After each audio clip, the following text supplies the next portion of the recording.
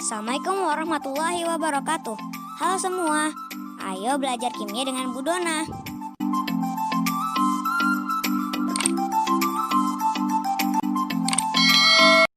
Pada video ini kita akan membahas tentang isomer dari aldehid dan keton. Aldehid dan keton, mereka berisomer fungsi karena memiliki rumus molekul yang sama, yaitu CnH2NO, tetapi yang berbeda adalah gugus fungsinya. Jadi kalau gugus fungsi aldehid COH, gugus fungsi keton adalah CO, tapi rumus molekulnya sama, yaitu CnH2NO. Selain isomer fungsi, aldehid mempunyai isomer kerangka. Kalau isomer posisi tidak ya, karena pada aldehid gugus fungsinya itu selalu jadi nomor 1, tidak bisa dipindah, dia selalu terletak di nomor 1 atau di ujung rantai. Sedangkan pada aldehid hanya memiliki isomer kerangka dan isomer fungsi. Sedangkan pada keton memiliki isomer posisi, memiliki isomer kerangka, dan memiliki isomer fungsi. Kemudian kita langsung ke contoh soal aja. Contoh soal ya, kita mulai contoh soal dari isomer ini. Yang pertama, buatlah isomer dari butanal. Oke. Butanal. Kita tahu bahwa butanal itu adalah gugus fungsi apa? Butanal ini adalah aldehid, ya kan? Rumus molekulnya apa? Rumus molekulnya C4H CnH2NO. C4 2 kali 4 8 C8 C4H8O. Nah, yang di sini di soal dia hanya meminta kita menuliskan atau membuat isomer butanal. Jadi hanya aldehid yang diminta dengan rumus molekul C4H8O. Kita buat kemungkinan pertama. Kemungkinan yang pertama, jadi ingat kalau membuat isomer buat dulu untuk rantai lurus. Kita buat rantai lurus, CH3, CH2, 4 ya, ini sudah 2, kemudian ini CH2, kemudian C. Ingat kalau aldehid untuk mudahnya buat aja COH-nya di ujung rantai ya. Ini dia C-nya 4 yang rantai lurus ya, berarti namanya adalah 1 2 3 4, karena dia 4 berarti namanya adalah, dan rantai lurus berarti namanya hanya butanal. Ingat, posisi gugus aldehid tidak perlu kita tulis karena dia selalu nomor 1. Kemungkinan yang kedua, kita buat kemungkinan yang kedua. Rantai lurus sudah, berarti kita buat rantai bercabang. Kalau rantai bercabang berarti dari 5 ini yang lurusnya 4, 1 kita buat bercabang, ya kan? CH3, CH, kemudian CH, gugus fungsi COH-nya di ujung aja ya, biar mudah. Ini dia kan. Nah, cabang dimulai dari mana? Cabang itu nggak mungkin kita letakkan di C paling ujung ya, karena cabang itu pasti dimulai dari C kedua. Kita letakkan di sini cabangnya CH3, ya kan? Karena dia bercabang, rantai bercabang, kita buat dulu rantai induknya yang mana? Yang lurus ya. Ini 1 2 3 4. Ya kan? Sedangkan ini ini kelebihan. Dia kan C4H8O. Berarti seharusnya ini enggak ada ya. Ini enggak ada. Berarti ini CH3. Ya kan? Oke. Namanya berarti apa? Ini sebagai cabang. Yang ini cabang ya. CH3 adalah cabang. Berarti namanya adalah apa ini? 1 2 3. Cabang di nomor 2 ya. 2 metil. Kemudian karena ada 3 rantai induknya berarti 2 metil propanal. Oke. setelah ini adakah kemungkinan lain kalau kita geser CH3 ini, kita geser ke sini, ke sebelah sini, ini kembali menjadi rantai lurus. Jadi kesimpulannya isomer dari butanal ada berapa? Ya, ada 2. Oke, itu dia. Contoh soal kedua.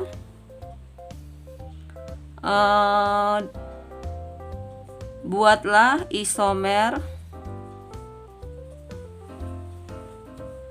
pentanon.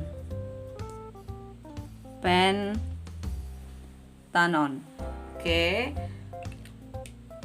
Buatlah isomer dari pentanon. Pentanon kita tahu bahwa ini adalah gugus fungsi apa? Pentanon ini adalah gugus fungsi keton. Rumus molekulnya C5H10O. Nah, ini yang akan kita buat isomernya. Jadi hanya pentanon. Kalau tadi soal pertama yang diminta isomer butanal, berarti yang kita buat hanya untuk aldehid. Soal kedua hanya untuk keton yang diminta dengan rumus molekul C5H10O, pentanon. Kemungkinan pertama seperti biasa, buat dulu untuk rantai lurus. Oke.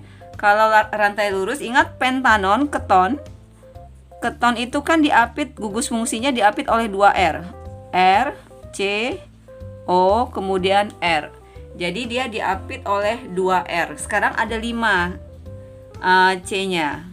Kemungkinan yang pertama rantai lurus ya.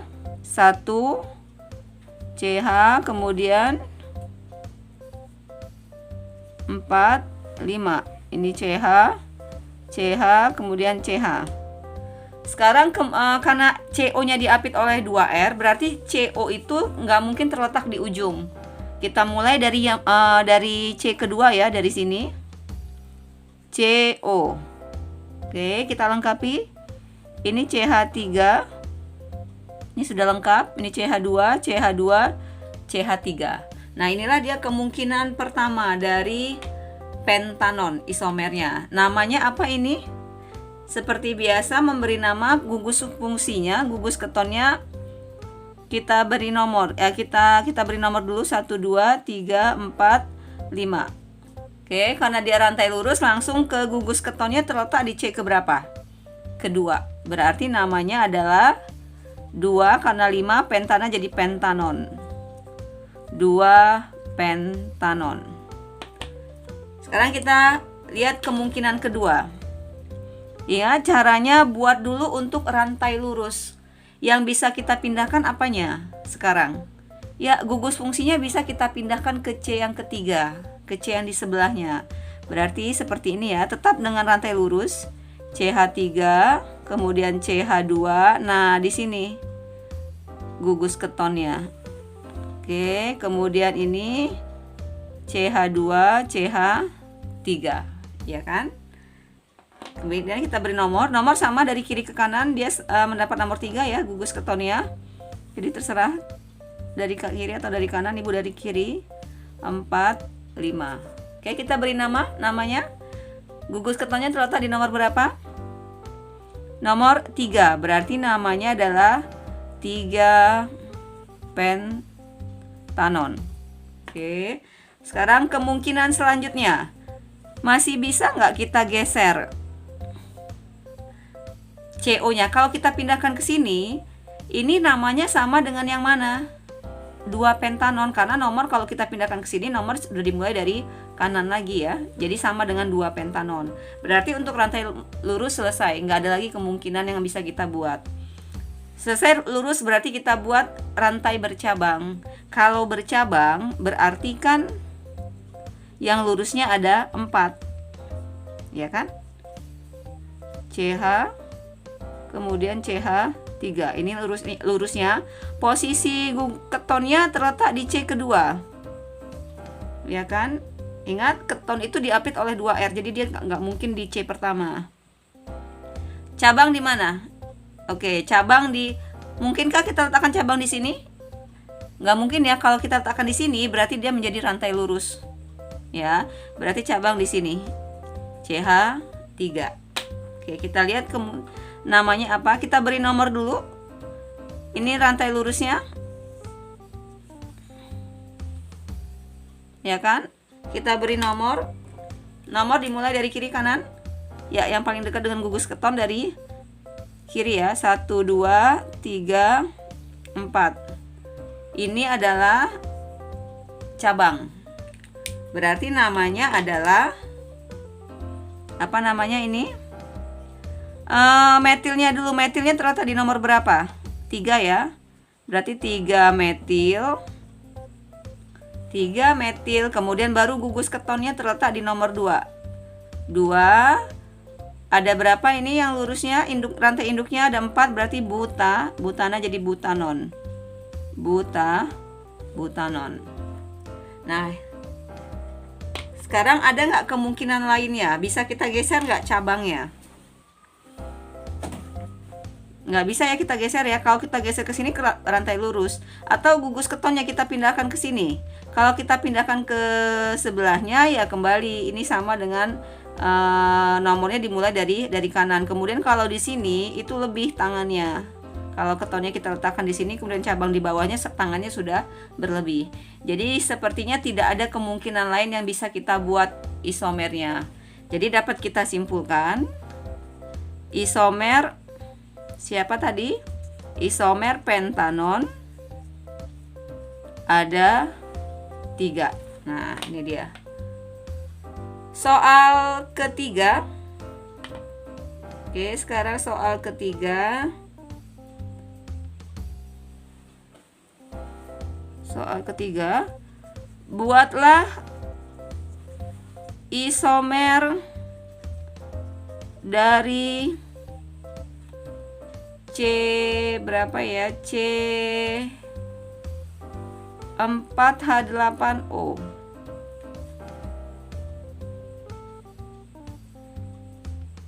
C4H8O. Ini dia. Buatlah isomer dari C4H8O. Nah, kira-kira kalau soalnya seperti ini, berarti isomer siapa yang diminta?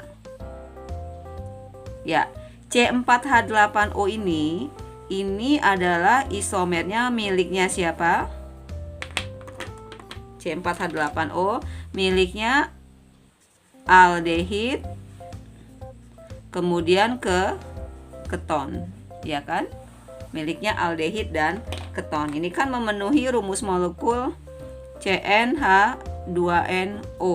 Jadi punyanya si aldehid dan keton. Berarti kita harus membuat isomer aldehid dan ketonnya. Oke. Sekarang kita lihat aldehidnya. Untuk aldehid dulu ya. Aldehidnya sudah kita buat tadi ini. Ini dia aldehidnya, kita salin aja. Untuk aldehid yang pertama butanal ya. Kebetulan sudah kita buat tadi CH3, CH2, CH2, CO, kemudian H. Ini kemungkinan pertama. Ini namanya adalah butanal. Oke. Kemudian kemungkinan kedua dari aldehid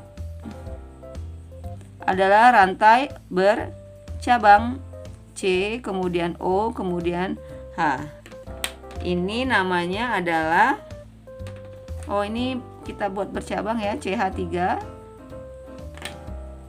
Ini namanya adalah 1, 2, 3. Ini adalah cabang, berarti namanya 2 metil butanal. Oke. Sekarang selesai aldehid. Aldehid ada 2 kemungkinan, cuman ada 2 kemungkinan. Sekarang kita lihat untuk ketonnya. Ketonnya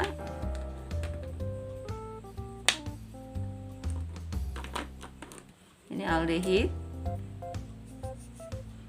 ini ketonnya. Sekarang kita lihat kemungkinan ketonnya. Ketonnya ada berapa? C4 ya. C4 berarti keton adalah rumus molekulnya, ini ada rumus strukturnya adalah RCOR. Oke, kita buat. Kemungkinan yang pertama ada 4 C-nya 1, C, kemudian CH2, kemudian CH3, ya kan? Kita buat di sini ketonnya. Oke. Namanya apa ini? Beri nomor dari kiri ya, paling dekat dengan gugus keton 4. Namanya adalah 2-butanon. Oke, sekarang kemungkinan lain ada nggak? Kita geser. Misalkan ini kita geser CH3, CH2, kita geser ya, CO-nya ke sebelahnya, O, kemudian ini CH3. Nah, kira-kira ini namanya 3-butanon atau bagaimana? Nah, kalau seperti ini strukturnya, nomornya bukan lagi dari kiri, tapi dari kanan. 3, 4, berarti namanya sudah ada. Ini kan 2-butanon, ya kan? Berarti sudah ada. Jadi ini tidak bisa kita buat jadi isomer, ya. Ini salah. Ini keterangannya sudah ada nama ini sebelumnya kita buat. Kalau mau buat rantai bercabang bisa nggak? Ini kita buat bercabang. Nggak bisa. Kalau mau kita buat bercabang, misalkan kita buat kemungkinannya ya. Kalau buat bercabang berarti kan lurusnya 3. Ini CO, ini CH3 misalnya, ini CH3. Kira-kira ini bisa nggak sebagai isomer? Ya, nggak bisa. Tangan C-nya ini lebih dari 4. 1, 2, 3, 4, 5. Jadi ini tidak bisa kita buat sebagai isomer karena tangan C-nya lebih dari 4. Tangan C lebih dari 4. Jadi nggak bisa juga kita buat sebagai isomer. Jadi kesimpulannya, isomer dari C4H8O ada berapa? 1, 2, 3. Ada 3 jadi kesimpulannya ya. Kesimpulannya isomer C4H8O ada berapa? Ada 3. Dari aldehid berapa? Aldehid 2, ya kan? Ketonnya ada berapa? 1.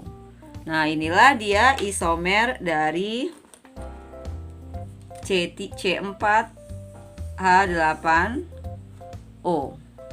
Jadi ada 3, aldehidnya 2, ketonnya 1. Nah, inilah jadi yang perlu Ibu tekankan pada saat soalnya ditampilkan hanya rumus molekul, kalian harus tahu bahwa itu memenuhi rumus molekul siapa. Kalau tadi C3H8O berarti C3H6 ya, C4H8 ya, C4H8O berarti dia memenuhi aldehid dan keton. Tapi kalau pertanyaannya hanya disebutkan pentanol atau butanol berarti hanya alkohol yang diminta. Demikianlah materi kita hari ini tentang isomer aldehid dan keton. Semoga bisa membantu kalian belajar di rumah. Sampai ketemu di video pembelajaran berikutnya. Wassalamualaikum warahmatullahi wabarakatuh. Thank you for watching.